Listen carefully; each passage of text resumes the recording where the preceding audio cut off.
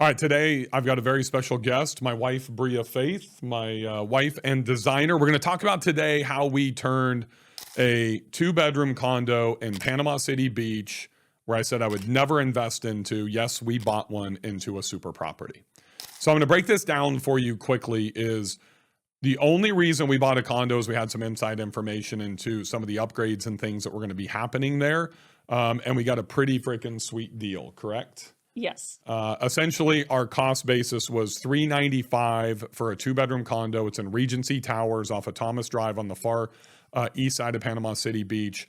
One of my mastermind members, super team member, John Hodge, he is actually the president of the HOA. So I know that they're getting ready to paint the building. They're updating landscaping. They've already done the pool. They added the new restaurant. I guess it's a tiki bar thing. Oh, It's nice. Restaurant. It was really has good. Full entrees. Full, I mean, the food was good. Brea and I ate there. The food was good. We had lunch there 2 days.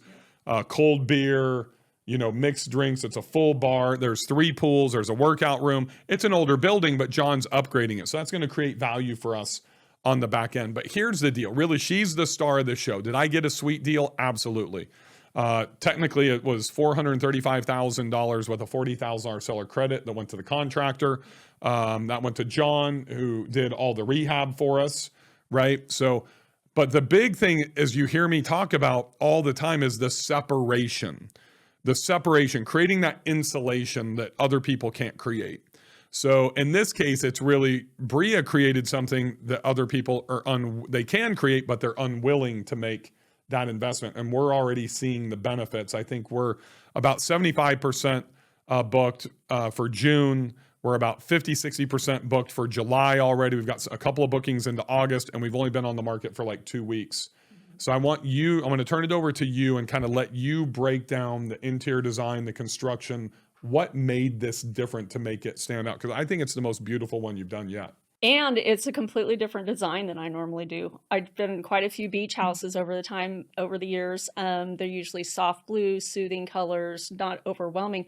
This one I wanted to stand out from everybody else in this massive condo building, so I went a little bit bolder.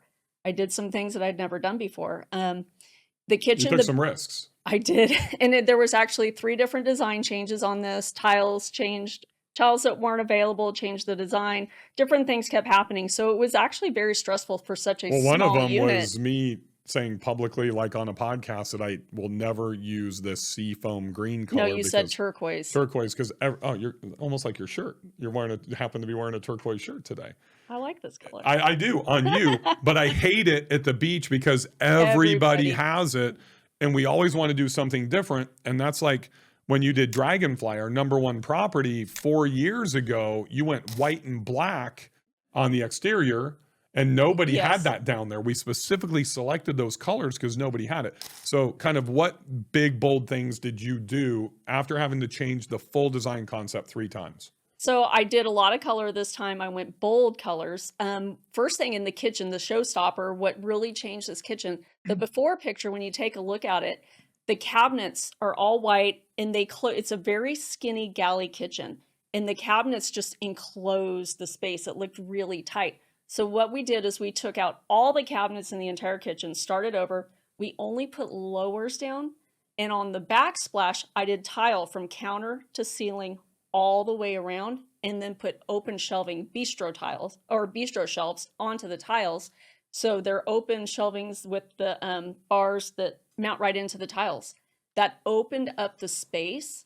So not only did they make the space look bigger, it showcases the backsplash tile, which is a big, bold statement. And then the shelving becomes an art piece as well. It looks pretty awesome. I mean, if you look at that, I'm sure they'll put it up here. You can see the photo coming into the kitchen and you see that whole back wall. It looks great. And you're right, it opens it up tremendously. So if those photos, we had Sam Smith do the photos down there.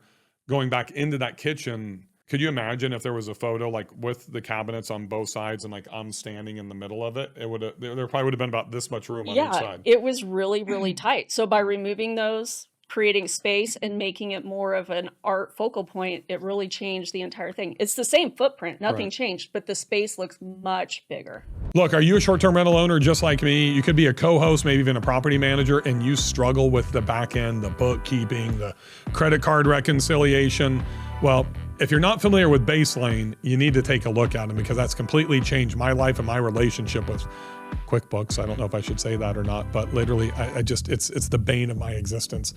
Baselane has AI that's implemented, and it's made mine and my wife's, Brea's, life so much easier to take care of all of our properties, from a co-hosting side to the side that we own. It's an absolute game changer, and literally it's saving us thousands of dollars a month based on our time to have to reconcile our books. The AI feature is just absolutely sick inside of Baselane. Plus they have banking that goes along with it, and they give us 3.35% interest. They have debit cards. So now we can follow the asset protection and silo everything, right? Banking, bookkeeping, all in one spot. Dedicated debit card, 3.35%. What are you waiting for? I switched to Baselane, and I recommend you do too. So let's talk about the one thing that you've never done before, but we did for the first time in this property that really made it kind of pop. The wall murals. Correct. I've done a lot of wallpaper murals throughout all of our properties. You know, I've put them up in family rooms and bathrooms, bedrooms. I wanted to do something a little bit more of the top, something a little bit more unique. So we called Corey in, and she came in. Me and her worked together ahead of time. It took a few weeks. I sent her ideas I liked. She worked with them. We went back and forth and came up with something that we both agreed on, the color palettes, and she went to work. So you're talking about hand-painted murals. Hand-painted murals, not wallpaper. Right. And I think that's what makes the photos stand out. I mean, tied into your color choices on the pillows and the couches and the staging on the dining table to the, and that's the hard part. People think, wow, it's 1,000 square foot, 2-bedroom condo. That should be pretty easy. But when you have to rotate those things 3 times, that becomes really challenging. Tell them about what you did, and we can show a picture in the guest bedroom with the mural and the specificity and intent behind that. So in the guest bedroom, the soffit comes down into the ceiling a little bit because of the lights that are up in there. And we could not change that in this building. Those had to stay. So I told her I wanted to do something that was fun. I saw this sunburst, and I thought it would be really cool to do a sunburst over the waves, but I wanted it to burst out towards the people. And so what she did, instead of just stopping at the wall, she came out in the soffit, went up again. So it comes 3-dimensional, and the sunburst is bursting at you. And then what other component? Remember the other one that really makes that sun burst? The light. The lighting is right in the sun, the hanging pendant that you have. Yes, the light pendant is right there in the center where the sun is. So the light comes on. It's just everything works together. It looks cool. And because, once again, the way the sun bursts open, it makes your eye go to the side. It makes the room look bigger and taller. So those things are very important as well. Same with the living room mural. That wall was extremely long. It was a living room and dining room really long, and it's a small space. Like 30 feet, I think, right? Yeah, and so what we did, the design, the way the waves go across, it elongates the room. So when you're looking, it looks even bigger. Once again, the footprint never changes, but because of the design with the waves, makes the space look bigger. And then you did the master bedroom. You did one in there as well. Yes, in there I had... That's my favorite one, I think. Yeah, that one is just full of color. It's just big. It's tropical leaves just layered upon each other, different tones of blues and greens. And the bed that goes in front of it. There's like some red or orange or something, an offsetting color that pops in it too. Yeah, there's some bright colors. Right. And then she went in and we couldn't figure it out, and we decided we want some metallic golds. There's a little bit of golds in there, here and there, because the handles throughout the house, I did like an antique. All the hardware? All the hardware throughout the house has a rubbed antique brass. So it's not a shiny gold, but it's more of a rubbed brass gold. So by adding those gold highlights, which are in all 3 murals, by the way, those gold highlights, it all pulls it together and you get that pop on the wall. But the bed in front of it is a cane bed. It's kind of a wood. It has the lattice on it. That pops. It gives it that very organic tropical look in front of the tropical leaves. That's awesome. I mean, I think it's, out of anything that we've done, it's the interior that pops the most, in the listing from the photo standpoint, right? And that's something we see with Ashida's designs as well. It's interesting because we just spent 9 hours in this room in the studio of you and Ashida Literally, just a sneak peek for all you guys out there. I'm in Ashida's seat and you're in your seat. They spent 9 hours building out STR Design School just for you guys. That's going to be coming at the conference. You don't want to miss their session if you guys have not been signed up for the conference yet. The two things I'm the most excited about the conference are yours and Ashida's 3-hour session, and then the fully funded room, just FYI, at the STR Wealth Conference. You can go to strwealthconference.com to get your tickets. Something that you guys talked about, and I'd never heard that term before when you and Ashita were going through design school, and you kind of leverage that in that guest bedroom. It's the fifth, what do you call it? The fifth surface. The fifth surface. You used it in the bedroom, but you also used it in the kitchen, which I think is super cool. And I don't know if there's any photos of that or not in the listing, but it's awesome. Tell them what you did in the kitchen. So the fifth surface is your ceiling. Don't forget about your ceilings. So many people, they design everything and then everything stops right where the ceiling hits and then it ends. So take your design towards the ceiling. In the kitchen, it was a small tray area. We put shiplap up there, but it is not a white shiplap. It is a rustic driftwood shiplap. And it's really foam, isn't it? It's foam board. That was John Hodges' kind of thing. He had found it once before. He found it on Wayfair. Well, it was completely sold out. I couldn't find it anywhere. I ended up finding it using my Google Lens search on Amazon. I found it even cheaper on Amazon than what he had it on Wayfair. So it ended up being a really good deal. It was just foam board that they just put up to the ceiling. And it draws your eye up. It gives a different element by using that fifth surface. It kind of looks like old, rustic, kind of surfy tile, right? It looks awesome.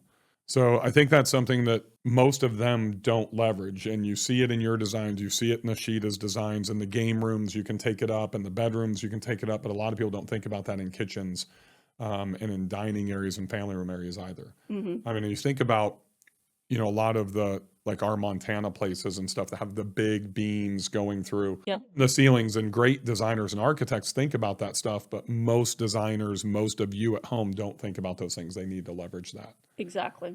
Cool. So all in, what did it cost us to do construction design? So we redid bathrooms. We reconfigured, ripped those out, and then you took out a hallway and we put in 2 bunks. So now we have a king master suite. We have 2 queens in the guest bedroom, right? And then we have new bunks. So we are 2, 4, 6, 8 people that we can sleep in the 2 bedroom, and it's not cramped at all. You redid the entire kitchen, cabinets, all the flooring. Basically, we went to almost studs. It's a lot of it's concrete, but everything's brand new. Furnishings, TV, put in floors. You built out the fireplace, or pulled out and put in a fireplace. There was not a fireplace. Correct. It was just a wall. We pulled it out, built it, and you'll notice that in the design too. Another element to make the room look taller is we were going to do just a plain shiplap. We changed it to a chevron, an upward chevron, so it draws your eye up. So it elongates it, and then we just put an electric fireplace insert under it, the TV on there. Another design element. So something that's really important that I take away from this, not being a designer for small spaces, small condos, she removed the uppers, in the kitchen, and then used, bistro shelving? Yep, wall-mounted bistro shelves. She talked about the waves and the mural that Corey did along the right-hand wall. The left-hand wall, where she built a fireplace and TV, pulled it out from the wall. That was a concrete wall, I think. Yeah, it comes about 5 inches. Right. Chevron tile going up. All of those things make the space look and feel much, much larger, which is really important for small spaces. Exactly. Okay, so what was the budget? Construction, stocking the kitchen, furnishings, all in. All in, we were at $109,000. $62,000 of that went fully to construction for just the labor of John's crew. Most of that was because of how hard it is to get things out of the building, down the elevators, across the street to dumpsters. Yep. That was a labor-intensive job. So $109,000. We had a $40,000 seller credit. So basically 109 minus 40,000 is what? 60. What is that? 109,000. What? $70,000 in cash. Cost us 82,000 to close. Right, so we're in roughly $150,000 in cash after the seller credit for a condo that's going to do. Most people in that building for 2 bedrooms are doing about $92,000. We're on pace right now, tracking to do $126,000 in revenue. We should net around $45,000. That means we're basically at almost 35-40% cash on cash. Mm-hmm. That's a great investment. I'll take that all day and twice on Sundays.